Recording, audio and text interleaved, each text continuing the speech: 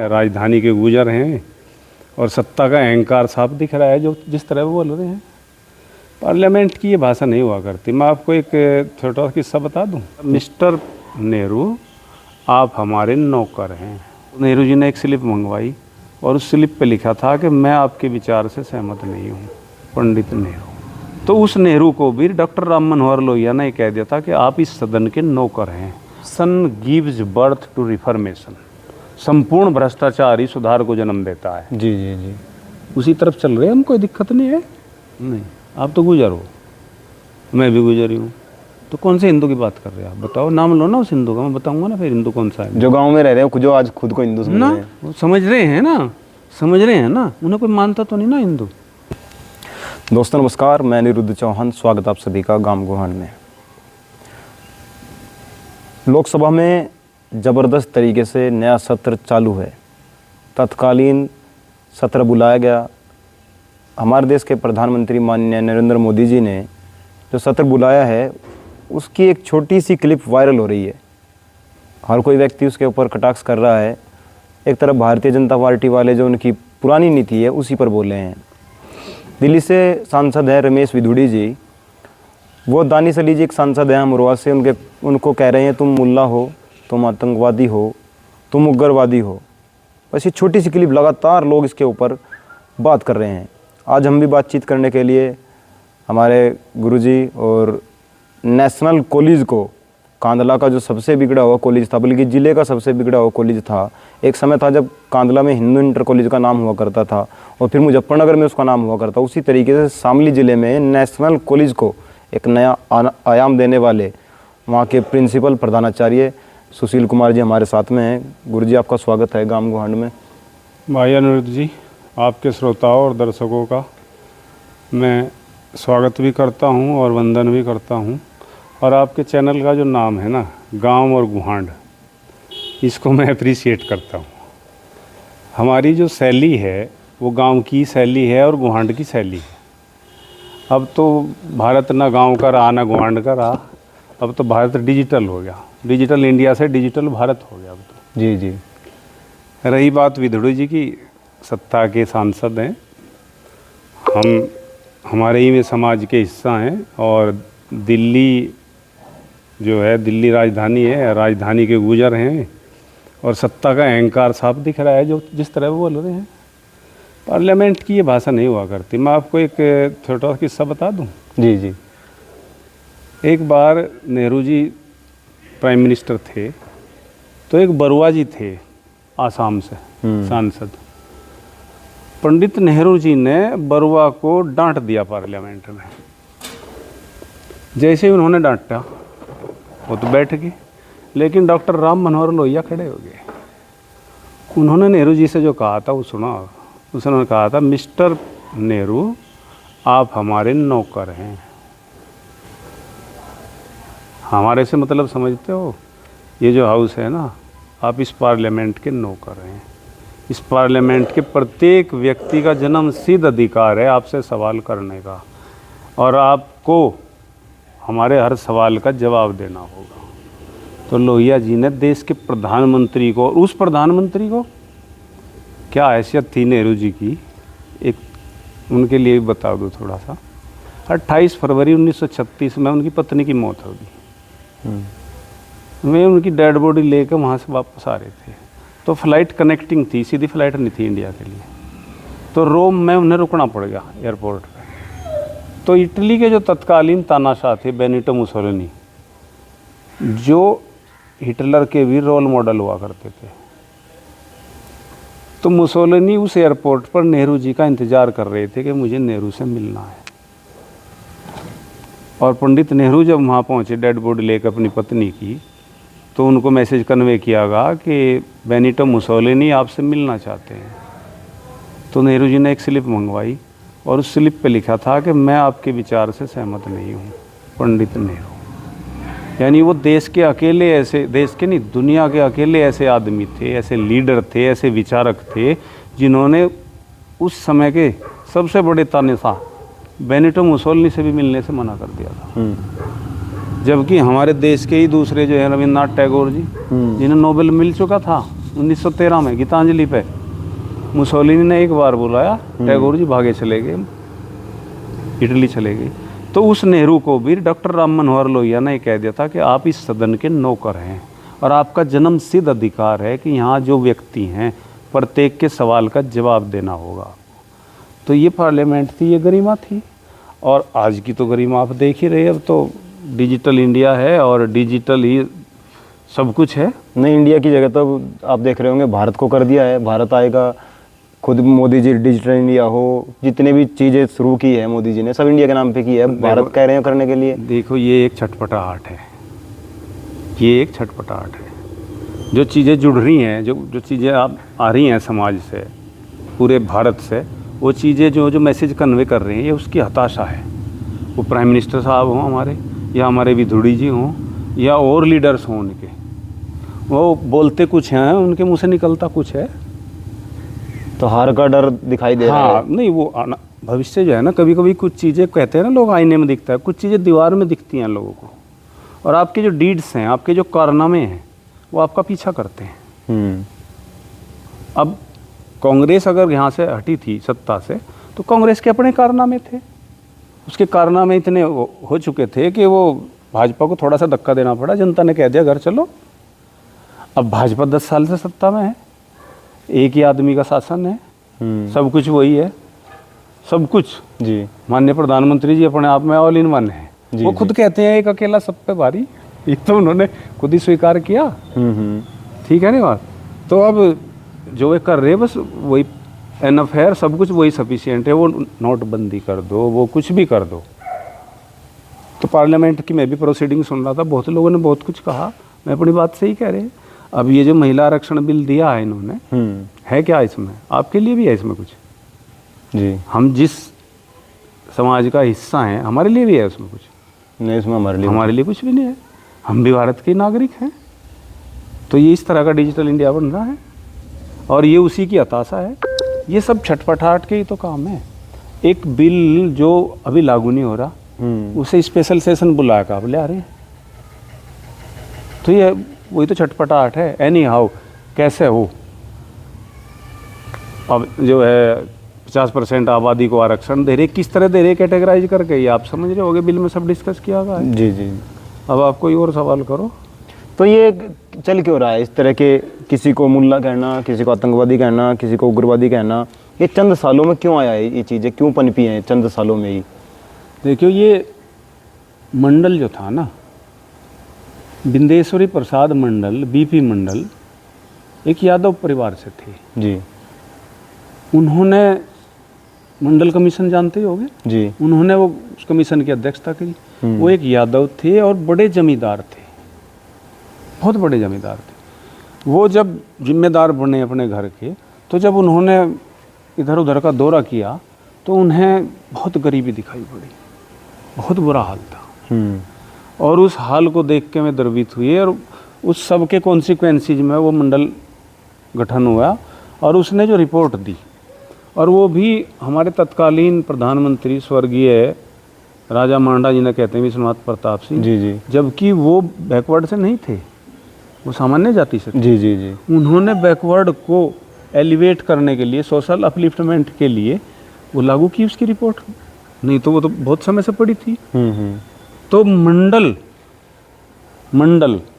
को तराजू में तोलने के लिए कमंडल आया था। जी जी जी। मंडल के सामने कमंडल ही तो आया था। तो वही जब से ये कमंडल लागू हुआ, सारी चीज़ें जब से ही हैं, उससे पहले भी सब यहीं थे, हम भी यहीं थे, आप भी यहीं थे, हमारे बुजुर्ग यहीं रहे, लेकिन वो कमंडल। अब नीतीश जी कास्ट सेंसस की बात करते हैं, जेन्युइन है। राहुल गांधी ने कास्ट सेंसस की बात करी। अब ये तो देख लो थोड़ा सा, 1931 में लॉर्ड इरविन ने यहाँ सेंसस कराई, कास्ट बेस्ड, जाति पे आधारित। 31 के बाद क्या क्या हो लिया हमारे साथ? 47 में हम आज़ाद भी हो लिए, देश का बंटवारा भी हो गया, 2 देश भी बन लिए जी। आंकड़े में ही हैं 31 वाले। 71 में इंदिरा जी ने बांग्लादेश का निर्माण भी कर दिया, मुफ्ती वाहिनी भेज के, एक देश और बन गया, आंकड़े में ही है। हमें जो भी लाभ मिल रहा, जो रिजर्वेशन मिल रहा, जो भी फैक्ट फिगर हैं, वो सब 31 के ही हैं, यानी 2 देशों का निर्माण हो लिया। और बल्कि 31 में तो मैं कहूँ अफगानिस्तान भी जो है इसी में जुड़ता था उस समय तो। ठीक, तो अब देख लो आप आंकड़े में ही है। ये सब वही तो है कि मंडल, फिर उन्हें ऐसा लग रहा है कि मंडल में कुछ वार हो रहा है, बैकवर्ड कम्युनिटी जो है फिर उन्हें कुछ चाहिए, जागरूक हो रही है। तो वही है बस, और क्या करना इन्होंने। वो राहुल गांधी जी ने कहा है बहुत सारा, 90 कैबिनेट सेक्रेटरी हैं आपके सेंटर में। ठीक, 90 में से बैकवर्ड के कितने हैं? 3। तो आप कहाँ स्टैंड कर रहे हैं? और लेकिन मोदी जी जिस तरीके से आए हैं, 2 योजना हो चुके हैं, उनको प्रधानमंत्री हैं, लेकिन वो फिर कोई ना कोई ऐसा जादू करते हैं, उनको जादूगर भी कहते हैं लोग, कि जादू कर देंगे फिर घूम जाएगा सब कुछ। देखो, उसे समझते हो परमपिता परमात्मा को? जी है। जब तक मोदी जी के हाथ में राजयोग की रेखा है तब तक ही उनका जादू है। बहुत जादूगर रहे हैं यहाँ, लेकिन जब वो रेखा समाप्त हो जाएंगी तो आपसे कारनामे भी ऐसे ही होंगे। अब उनके जो डीड्स हैं, आप किसान भी हैं, आप बैकवर्ड से भी हैं, आप अप्रिशिएट करोगे शासन को। आप शामली मिल पर रोज जो है वीडियो बनाते हो जी, हो रहा कुछ नहीं? कुछ नहीं, आज 33 दिन हो गए। सत्ताधारी कोई विधायक, कोई गणमान्य व्यक्ति, कोई प्रतिनिधि कह रहा खड़ा होगा कि किसानों को पेमेंट चाहिए? नहीं कह रहा। क्यों नहीं कह रहा? वन मैन शो है। तो आपका तो कोई कहने वाला है ही नहीं। सब लोग, भले ही मेरे समाज के लोग हैं, सत्ता का आनंद ले रहे। सत्ता ऐसी चीज है, उसका आनंद लेता है आदमी। पावर करप्ट्स, सत्ता आदमी को भ्रष्ट करती है। एब्सोल्यूट पावर एब्सोल्यूटली करप्ट्स, संपूर्ण सत्ता संपूर्ण भ्रष्ट करती है। और absolutely corruption gives birth to reformation, संपूर्ण भ्रष्टाचार ही सुधार को जन्म देता है। जी जी जी, उसी तरफ चल रहे हैं हम, कोई दिक्कत नहीं है। समय है, अपनी गति से चलेगा, और यहाँ केवल समय ही शाश्वत है। The time is eternal. बाकी सबके एपिसोड हैं, अपना एपिसोड पूरा करके जाते रहते हैं। हो सकता है मोदी जी का एपिसोड भी जो है कंप्लीट होने वाला हो, उसके बाद उन्हें जाना हो। तो 24 में लगता है विदाई हो सकती है। मे बी, ये तो भविष्य के गर्भ में है। देखो एक बात सुनो, अतीत नहीं बदल सकता कोई। शायद मैंने बात कभी पहले भी कही हो। जी जी जी, कही थी। जी जी। परमपिता परमात्मा सब कुछ कर सकता है, लेकिन वो अतीत नहीं बदल सकता। उसमें मेरा अतीत हो, आपका अतीत हो, या आपके अतीत के कारनामे हो, वो आपका पीछा जरूर करेंगे। जी जी, मेरा जो अतीत है वो मेरा पीछा करता ही रहेगा, और मुझे गर्व है, गौरव है अपने अतीत पर। तो आदमी को अपने अतीत पर गौरव, जो भी कारनामे हमने किए हैं उन्हें आपको भुगतना पड़ेगा, पे करना पड़ेगा उनको। उन्हीं से आप आगे बढ़ते हो। लेकिन राहुल गांधी जी कई बार कोई गलती कर देते हैं। अभी आपने देखा होगा, उनका एक मटन का वीडियो वायरल हुआ। लालू प्रसाद यादव जी के पास जाते हैं, मटन बनाना सीखते हैं, उसको फिर खाते भी हैं। मोदी जी इस तरह की हरकतें नहीं करते। और जो हिंदू हमारे देश के हैं, भले वो खाते भी हों। कौन से हिंदू? आपके देश में कौन से हिंदुओं की बात कर रहे हैं आप? यही जो, आप भी हिंदू हो क्या? मैं तो किसान हूँ। नहीं, आप तो गुजर हो, मैं भी गुजरी हूँ। तो कौन से हिंदू की बात कर रहे हैं आप? बताओ, नाम लो ना उस हिंदू का, मैं बताऊंगा ना फिर हिंदू कौन सा है। जो गांव में रह रहे हैं, जो आज खुद को हिंदू समझ रहे हैं। वो समझ रहे हैं ना, समझ रहे हैं ना, उन्हें कोई मानता तो नहीं ना हिंदू। तो आपके अनुसार हिंदुत्व की क्या परिभाषा है? हिंदुत्व की, हिंदू अलग है, हिंदुत्व अलग है, हिंदुइज्म अलग है। जुड़ जाएंगे ना जब, जैसे मैं देखो, आज जो लोग शासन में सत्ता में है, उनकी हिंदू की परिभाषा अलग है। आम आदमी की हिंदू की परिभाषा अलग है। आम आदमी की तो यह है जो भाई वे ऑफ लिविंग, जो वे ऑफ वर्शिप जिनका हिंदू है, वो हिंदू हैं। हम सब हिंदू हैं, लेकिन कैटेगरी अलग है ना हिंदू की। आप गुजर हैं, कुछ लोग जाट हैं, कुछ लोग ठाकुर हैं। जो हिंदू हैं वो अलग हिंदू हैं, वो ऊपर के हिंदू हैं।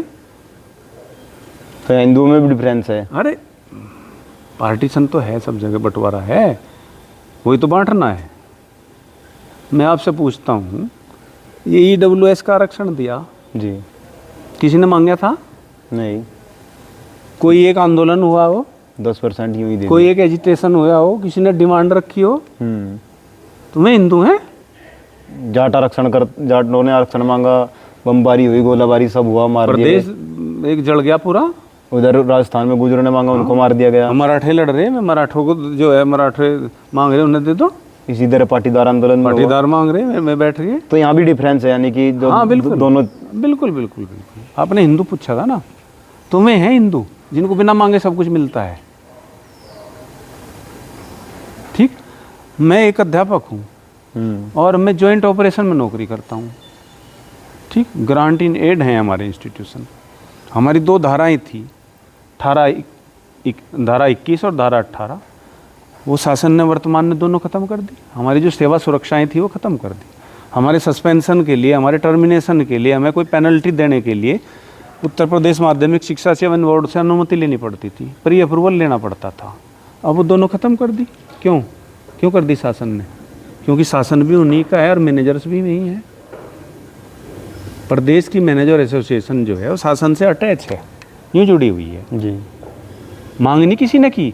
देखिए, मैनेजर एसोसिएशन ने भी ये मांग नहीं की कि धारा 18 धारा 21 ख़त्म कर दो, लेकिन शासन ने ख़त्म कर दी ताकि हमारी सेवा सुरक्षा ख़त्म होगी। ठीक जी। ऐसा पहली बार हुआ कि जिनकी सत्ता, उन्हीं के विद्यालय, उन्हीं के मैनेजर्स, उन्हीं की मैनेजर्स एसोसिएशन। तो अब हमारा जो समाज है, शिक्षक समाज, सेकेंडरी एजुकेशन का यूपी का, और जो grant in aid joint operation के विद्यालयों में, उनमें हड़कंप मचा हुआ है कि हमारी सेवा सुरक्षा खत्म होगी। लेकिन इसके उलट एक और बात कहूँगा जी, हम लोगों में भी बहुत लोग ऐसे हैं जो अपने काम को अंजाम ही नहीं देते। अगर उस तरह से देखूं तो ये शासन ने ठीक कर दिया, राजनीति करते हैं। ठीक, जातिगत राजनीति के जो है मठाधीश बने बैठे हैं और अपने काम ना करके इधर उधर की बातें करते हैं, बच्चों के साथ न्याय नहीं करते। अगर उस दृष्टिकोण से देखूं तो शासन ने ठीक कर दिया। ये पहला कदम था। अब दूसरा कदम आ गया, इन्हीं विद्यालयों को जो है मर्ज भी किया जा सकता है। अभी 10 सितंबर में मांग की है मैनेजर एसोसिएशन ने उत्तर प्रदेश की कि इन विद्यालयों को जो ग्रांट शासन ने उत्तर प्रदेश ने दी थी वो अपनी को वापस ले लें, हमें विद्यालय हमारे रिसोर्सेज छोड़ दें ताकि हम इन्हें CBSE में चला लें। अगर ऐसा हुआ तो आपके बच्चे इन संस्थाओं में नहीं पढ़ेंगे, क्योंकि ये CBSE हो जाएंगी। आपके बच्चे फिर कहाँ पढ़ेंगे, ये आपको सोचना पड़ेगा। अध्यापकों का तो चलो, अध्यापक तो जितने हैं प्रदेश में उनका जो होगा हो जाएगा, उनका भविष्य वो तय करेगा। लेकिन आने वाली जो आम आदमी की पीढ़ी है वो कहाँ पढ़ेगी? क्या आपके पास है 5,000 8,000 रुपये पर मंथ फीस देने के लिए पब्लिक स्कूल में, CBSE में? ये आपको सोचना पड़ेगा। मैं जब वहाँ धरना चला हुआ है शामली में, जब जाता हूँ तो बहुत सारे किसान ऐसे हैं जो मैंने रोते देखे। हाँ, फीस के लिए रोते हैं, उनके पास फीस नहीं है और वो बच्चों की ना तो ट्यूशन की फीस दे पा रहे हैं ना स्कूल की। हाँ, लेकिन फिर भी एक तरफ योगी जी कहते हैं कि अगर इस चौराहे पर किसी ने बहन बेटी को छेड़ा तो अगले चौराहे पर यमराज उसका इंतज़ार कर रहा होगा। लेकिन किसान यहाँ से उस चौराहे से उस चौराहे तक चले गए, किसान लखनऊ तक चले गए। लेकिन और एक तरफ से RLD का प्रतिनिधित्व उनसे मिल भी चुका है कि इस तरह गन्ने की समस्या किसानों को है, खासकर शामली में। उसके बावजूद भी अभी तक गन्ने की पेमेंट किसानों को नहीं मिल रही। DSO साहब आते हैं, नए नए बहकावे देते हैं। कल सरदार VM सिंह आए, उन्होंने जब सवाल पूछे तो सब घूम गए। लेकिन उनके आंकड़े इतने मजबूत होते हैं कि उसमें वो तो हर कोई वो फैक्ट और फिगर में कॉम्पिटेंट हैं। जी जी जी। इसका एक वो बता दूं आपको खेल जी। जितनी शुगर यूनिट हैं और जो जिस डोमिनेटिंग एरिया में है, ये शुगर यूनिट के मालिक भी उसी कम्युनिटी का यूनिट हेड वहाँ डिप्लॉय करते हैं। अगर ये जाट बहुल एरिया है तो शामली मिल मालिक ने यूनिट हेड जाट ही बिठा रखा है यहाँ, ताकि ना उसके खिलाफ कोई धरना हो ना प्रदर्शन हो।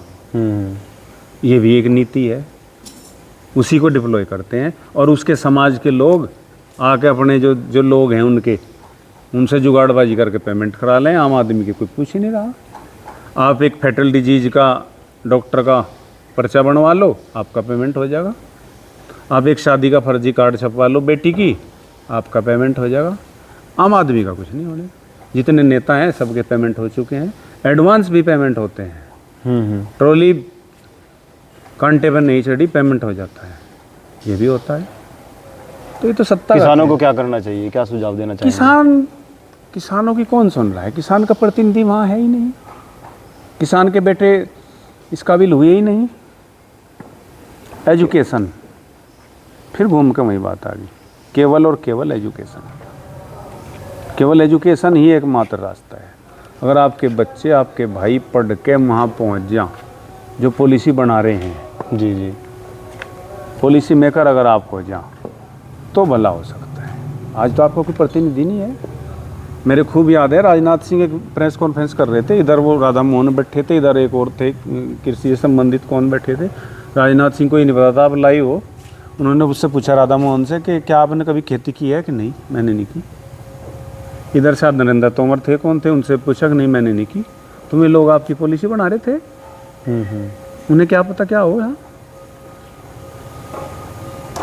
कैसे बढ़नी चाहिए, क्या करना चाहिए। अगर मान लिया मैं किसान के घर पैदा हुआ जी, मैंने ट्रैक्टर भी चला, मैंने हल भी चला, फावड़ा भी चला लूँ, अब भी चला लूँ, कोई दिक्कत नहीं है। अगर मुझे कोई जिम्मेदारी मिले कृषि संबंधित तो मैं उसकी प्रैक्टिकल हकीकत जानता हूँ या जो वहाँ एयर कंडीशन में सचिव बैठा वो जानता है। आप ज़्यादा जानते हैं। बस यही अंतर है। अल्टीमेटली घूम के आ गई एजुकेशन। जी जी, आप एजुकेशन दो। ये जो जातियाँ हैं ना, आप गुज्जर हो, आप जाट हो, जाति को कौन ख़त्म कर सकता है? एजुकेशन, केवल एजुकेशन। कुम्हार के घर कुम्हारी क्यों आया करे थी? इसलिए आया करे थी कि उसे कुम्हार के पेशे का पता था, उस प्रोफेशन के। गुज्जर के घर गुजरी क्यों आ रही थी? उसे पता था भैंस की धार काटनी, ये करना। लेकिन अब गुज्जर का बेटा अगर वेल क्वालिफाइड है और वो काबिल है, उसे भैंस की धार नहीं कटवानी है, तो उसे क्यों ज़रूरत है गुजरी लेने की? या कुम्हार को क्यों ज़रूरत है कुम्हारी लेने की? वो तो अपने कैडर की लेगा ना, जब वो पैसा ही नहीं रहा। जितने हमारे ट्रेडिशनल प्रोफेशन थे सब धीरे धीरे कम्स टू एन एंड, ख़त्म हो रहे हैं। जी जी। इस बैरियर को केवल एजुकेशन आने वाले 10 साल में ये ख़त्म हो जाएगी। इन्हें आप हिंदू बता लो, इन्हें कुछ ही बता लो, ये सारे जो हैं सब हो जाएंगे। ये जो सोशल फैब्रिक है ना देश का, जातिगत ढांचा, जाति से बाहर नहीं निकलता आदमी अल्टीमेटली। फिर पूछा करेगा हाँ हम भी, हमारे पिताजी भी गुजर थे, हमारी दादी ये थी, हमारी दादी वो थी। केवल एजुकेशन, केवल एजुकेशन। आप एजुकेशन पे फोकस करो बस। जी जी, बहुत बहुत धन्यवाद आपका। और जिस तरीके से कल से वीडियो वायरल हो रहा है और रमेश विधूड़ी जी ने जो शब्द कहे हैं, शायद संसद में ऐसे शब्द नहीं बोले जाने चाहिए थे। और क्योंकि नई संसद है, नया निर्माण हुआ है, नए कार्य हुए हैं, शायद कुछ दिमाग में इस तरह का चल रहा होगा जिससे या तो विधूड़ी जी उदास हैं या परेशान हैं, या उनको दिखाई दे रहा होगा कि सब कुछ अब भंग होने वाला है, सब कुछ जाने वाला है, इसलिए हड़बड़ाहट में इस तरह के शब्द उन्होंने प्रयोग में लाए। खैर, इस तरह की जैसा कि एजुकेशन पर हमारी बात हुई, हिंदुत्व पे हमारी बात हुई, और भी नई नई चीज़ें हम गुरुजी से जानने की कोशिश करेंगे ताकि आप सब के लिए कुछ चीज़ें अलग से पता लग सके। जुड़े रहिएगा गांव ग्वांड के साथ। जय हिंद, जय भारत।